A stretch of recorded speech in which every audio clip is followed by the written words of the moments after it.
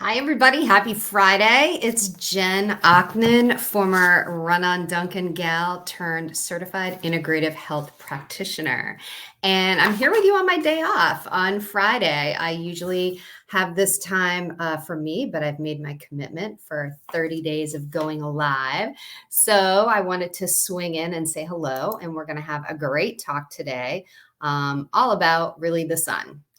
And so today, I wanted to just share some experiences and some memories and some thoughts. It's so funny. We're in the middle of one of the hottest Georgia summers that I can ever remember.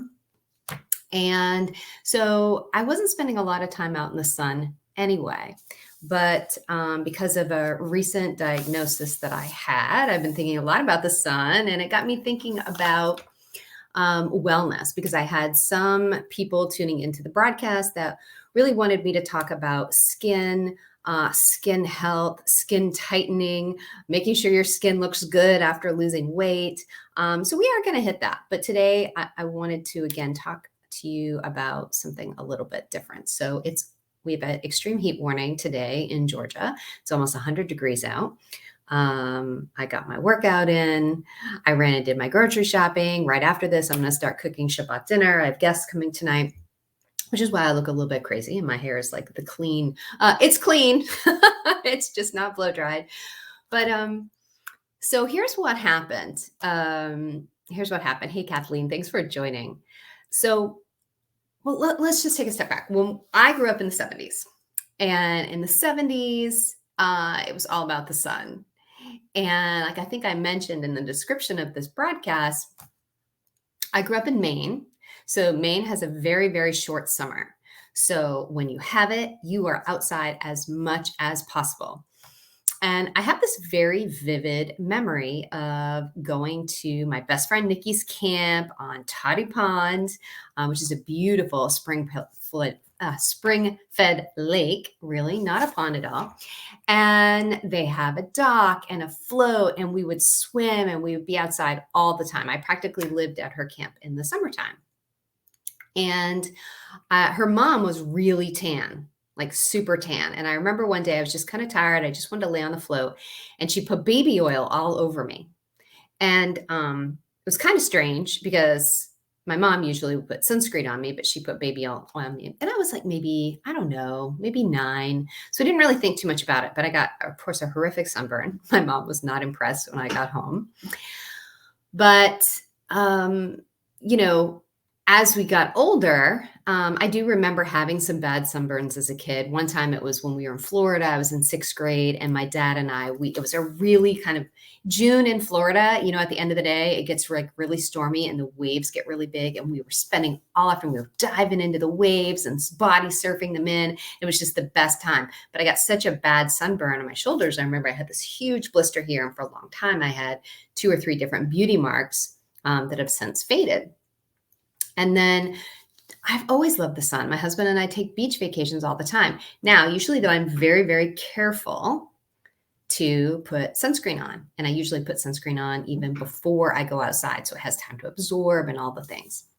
Well, as we learn and grow, it's important to be open to new information and to kind of break habits based on just knowing better and doing better. And so as I've gone through my journey, as I was, becoming a certified holistic health coach, IHP, learning a lot about just doing things differently. And I spent 3 days this week talking about toxicity and all the chemicals and products we need to be aware of, right? I didn't talk about sunscreen though. And today we will definitely be talking about sunscreen. But one of the things that is very apparent is that we have become so saturated with the idea that we just have to put on sunscreen all the time. Like we should never be outside without sunscreen. And really what I've learned is that's not necessarily the case at all. Think about Superman, right? Superman comes to this planet, and what does he get? He gets his power from the sun. You grow a garden, you grow flowers. What do they need? They need sunlight, air, and water. every living creature, on land, I don't know about sea creatures, but under the sun, right? We need it. We need sunlight. We need air. We need water. And what we really have to establish is this happy medium between how much sun exposure is enough. And that can be really different. And obviously, it's very different based on your skin tone. I mean, I'm very fair. I have blue-green eyes. I have freckles. So I'm going to need less sun exposure than, say, my husband, who is, Persian, Moroccan descent. So he always looks super tan, right? So he can take a lot more sun than me. But the sun has so many great benefits. And again, this really became on my mind because over the years, I've gotten very good at doing skin cancer checks. Hopefully you guys are doing them. If you're not, first of all, have a dermatologist and skin cancer checks twice a year. So last year, I was doing a self skin cancer check and I noticed this very small mole and it was on my chest, midsection. Right below my ribs. It's a little tiny mole, and it just didn't look right. Right. So I was going in to get my check, and Dr. Gardner looked at it and he said, look, he goes, let's just burn it off. If it doesn't come back, you're good. If it does come back, though, he goes, come in and see me and we're going to do a biopsy on it. I said, sure. So that was a year ago. Well, about a month ago, I noticed same area, same kind of weird mole coming back. So when I called and said, come on in, we're going to take it off and we're going to biopsy it. So came in, they did the biopsy. And about 3 days later, I got the call saying it was cancerous. And I was like, okay. And she said, it's a squamous cell carcinoma. You need to come in. We're going to remove it and remove an area around it. And then we'll check the margins and we'll make sure we got it all. And I'm like, okay. And I hung up the phone and I was just thinking about it for a minute and I thought, I feel kind of strange, right? And look, I'm used to, my mom has very fair skin. And of course she's always been out in the sun and she's had these periodically and has to go in and get them removed and they heal up. And so she's had this happen. My mom is 75, going to be 75. And so she's had 4 or 5 of these. So I had heard of this. I was familiar with this and I was kind of waiting for it to happen. Now, squamous cell carcinoma is different than it's not like squamous cell carcinoma is not like when you get like stage 1, stage 2, stage 3. My dad had that and that's much more serious. But squamous cell is serious because you have to catch it. It can be very aggressive if you don't. So I went in 2 weeks ago on a Friday and went in for outpatient surgery, got it all cut away and had stitches. And oh my gosh, the skin dermatitis from that has just been terrible. I'm super sensitive, right? And you had to keep it covered, right? Got the stitches and everything. So just from the Band-Aids alone, my skin is acting super crazy.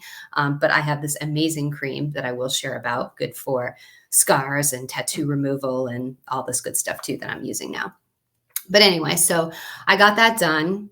And the funny thing is that I wasn't really concerned. I said, there's no way it's going to be fine. It's just a small thing. They're going to cut it out. They're going to get the mark. It's fine. It's totally fine. And I told my mom and she's like, yeah, I'm sure it'll be fine. My husband though was very concerned about it. He just did not like it. And it was a little hard for him to take. And then my sister ended up calling me the night before. She's like, Mom says you have skin cancer. Why didn't you call me? Why didn't you tell me? And I was like, Julie, I would have if I thought it was anything serious, but I'm just going to get it taken care of and it will be fine. And she's like, well, okay. She's like, because Mom made it sound like that it was super serious. And I said, well, it's aggressive. So I have to get it taken care of, but I'm sure it will be fine. And it was after I got off the phone with my sister that I really, I had one of those moments where you're just like a little freaked out, right? And I was a little upset. And the next day I was a little upset. My husband, he took off the whole day from work and he came in with me. I'm like, honey, you do not have to do this. I said, they're not even going to put me out, right? It's a local anesthetic. He's going to laser it. 10 minutes. I'll be stitched. I'll be out. He's like, no, I'm coming with you. I'm coming with you. And then afterwards, it was a beautiful day. He took me to lunch, and we had this amazing lunch, and then we relaxed all day and whatnot. But that morning going into it, I was actually pretty nervous, and I was actually really grateful that my husband forced himself on me. I won't say forced himself into my appointment so that he could be there with me. And it was scary, though. It's always scary when you get a diagnosis like that. And those things do make you stop and think. I'm thinking about all the time. I mean, I love the sun. I love being tan. It's very difficult for me to be tan, but I love being tan. I just feel better. That's how I grew up. You have tan in the summer. It's so nice, right? So I never really gave that up. And most self tanners, I'm sorry, I don't care how good people say they smell. I have very sensitive sense of smell. My husband and I joke, we both have nose like truffle pigs, right? We detect any odor. So I don't use self tanners. But anyway, so I got it taken care of, and he called back and they said that the margins were clear. So I'm fine. He said, you just have to keep up with your skin cancer checks and be careful in the sun. Okay, sure.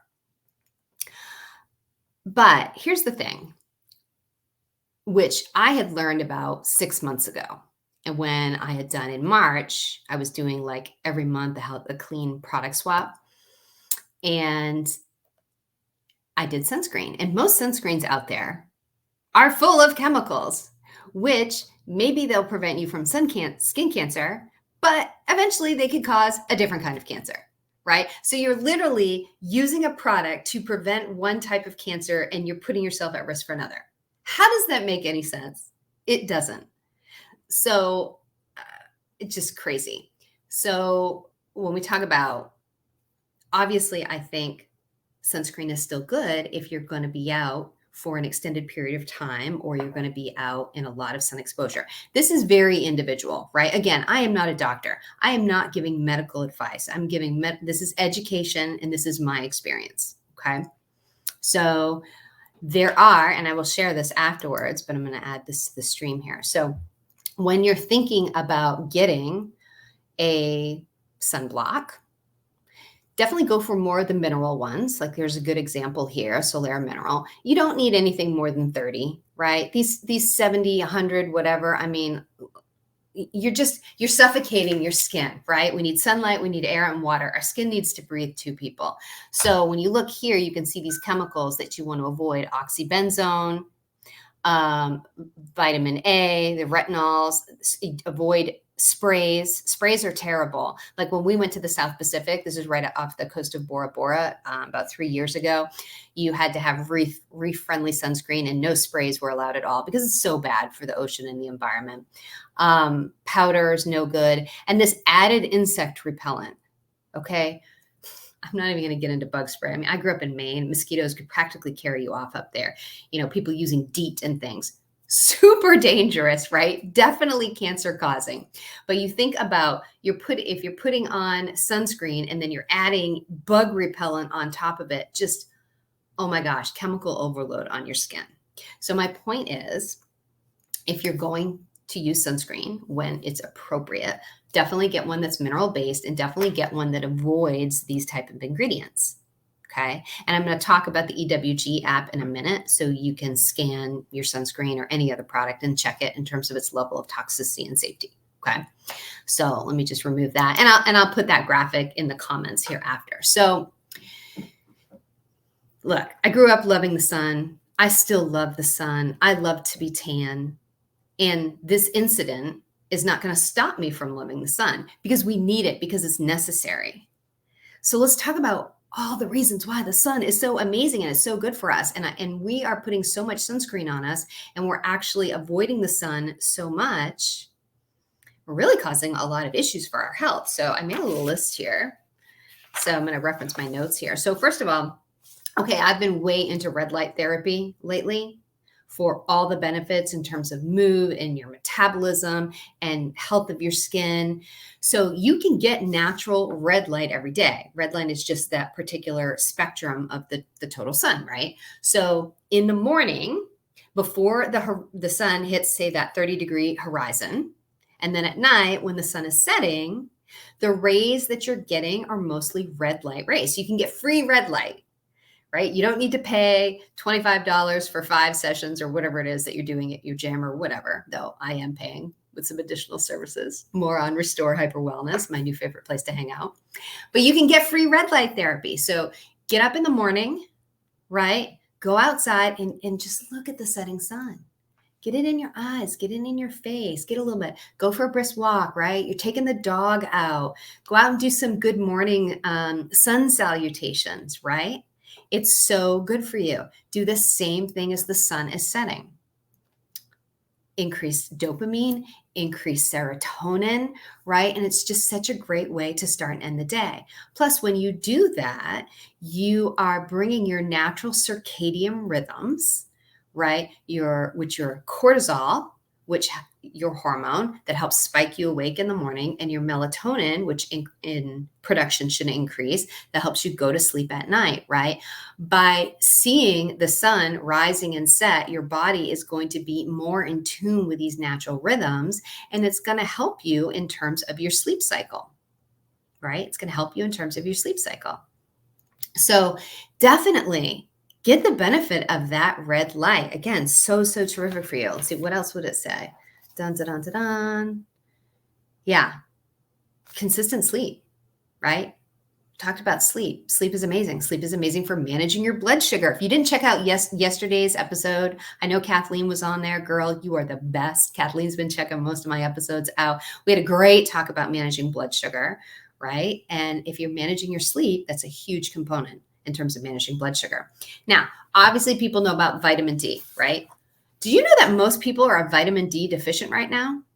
I have kind of a protocol that I'll put clients on when they first come to me in terms of levels of supplementation, right? Definitely most people need to take a magnesium supplement, right? A really, really great broad spectrum multivitamin. Some people need to take vitamin C, but you know, vitamin D, people are deficient in it. And it's so bad for you in terms of, you know, bone health and then even muscle development. So I actually, even for a while, because I wasn't getting outside enough, I was supplementing with these liquid vitamin D drops. Most people need that right now, right? So get out and get some of that sun exposure. Let's see. And when I say sun exposure too, when you're getting outside, and don't be crazy, don't be crude, people, but the least amount of clothes that you feel comfortable so that you can get that sunlight on your skin. But I don't need anybody streaking through their neighborhoods, okay? I'm Jen Ockman advocated that. No, I did not. No, I did not. So what else? So bones, healthy immune system, right? Being out in the sun can improve your immune system. So now let's talk about blue light, right? Blue light rays more when the sun is kind of up.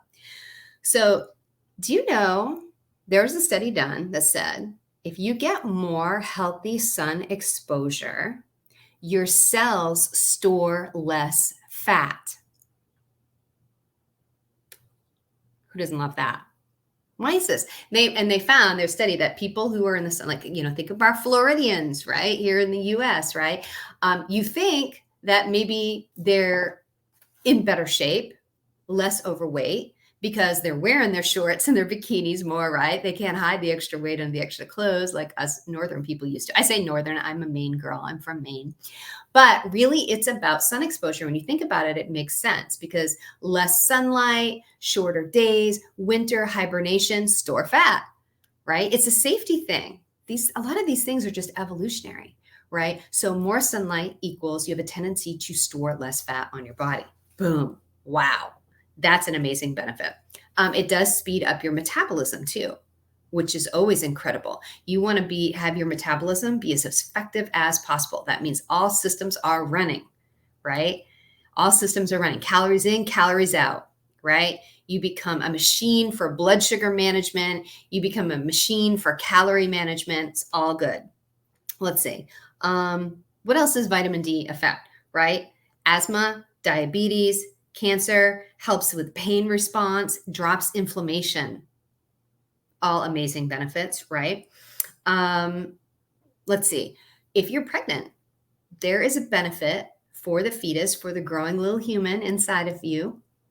If you get some sun exposure, it can help with improved bone growth, reduced risk of autoimmune disease later on in life, reduced risk of type 1 diabetes, reduced risk of rheumatoid arthritis. Wow, that's amazing. It also reduces blood pressure because it increases the amount of nitric oxide that you get, which is fantastic. What else? Oh, somebody just mentioned anxiety. Yes, think about it. The serotonin levels increase, your dopamine levels increase. These are all these feel good, happy hormones that we want to have. Another reason why I must love the sun, right? So, how can you add more sunlight into your day?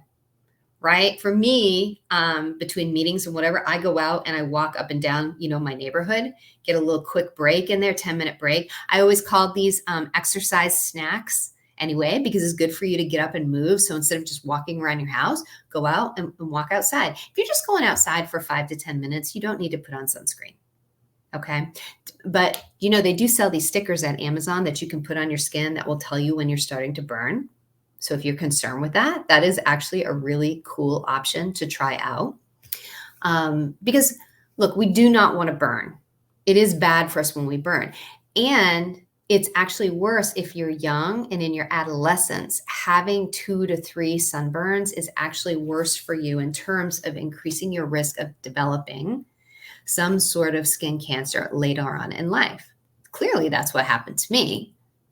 Right? I had some bad burns as a kid, and look at me now, right? Fresh off, a carcinoma diagnosis, which, not the great, not the best.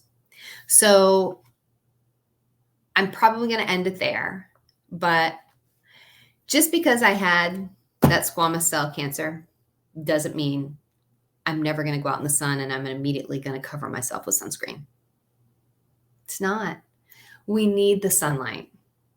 We need the sunlight. We need it to be healthy, to be happy, right? For our immune system, for all our functions in the body, right? Healthy amounts of sun, healthy air that we can breathe, right? Getting good sleep, all these things, super important. So one of the things that I meant to mention as part of my 3-part detox series is, because especially on day 3, we're talking about like making your home less toxic. And I wanted to bring this up because I showed you the sunscreen example, is Environmental Working Group, EWG.